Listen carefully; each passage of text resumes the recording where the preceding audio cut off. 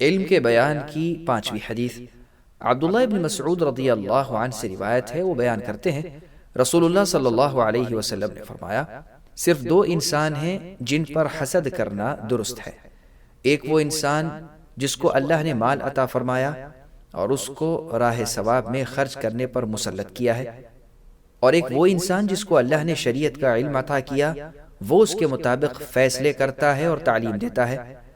اس حدیث کو بخاری اور مسلم میں روایت کیا ہے۔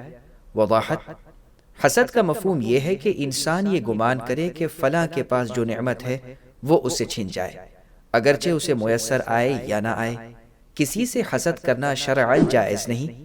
اگر انسان یہ گمان کرے کہ فلاں کے پاس جو نعمت ہے وہ مجھے بھی مل جائے، یا فلاں کے پاس جتنا علم ہے مجھے بھی مل جائے، بشرطیہ کہ اس کے حصول کا مقصد نیک ہو، تو یہ رشک ہوگا۔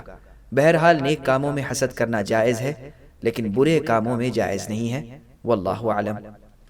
علم کے بیان کی چھٹی حدیث ابو ہریرہ رضی اللہ عنہ سے روایت ہے، وہ بیان کرتے ہیں رسول اللہ صلی اللہ علیہ وسلم نے فرمایا، انسان جب فوت ہو جاتا ہے یعنی مر جاتا ہے تو اس کے 3 اعمال کے سوا دیگر اعمال کا ثواب منقطع ہو جاتا ہے، یعنی اس سے کٹ جاتا ہے۔ صدقہ جاریہ اور ایسا علم جس سے فائدہ اٹھایا جاتا ہے، اور نیک اولاد جو میت کے لیے دعا کرتی ہے۔ اس حدیث کو مسلم میں روایت کیا ہے۔ سبسکرائب کیجئے ہمارے چینل اور دبائیے بیل کا آئیکن تاکہ آپ کو ریگولر نوٹیفیکیشن اپڈیٹس مل سکے۔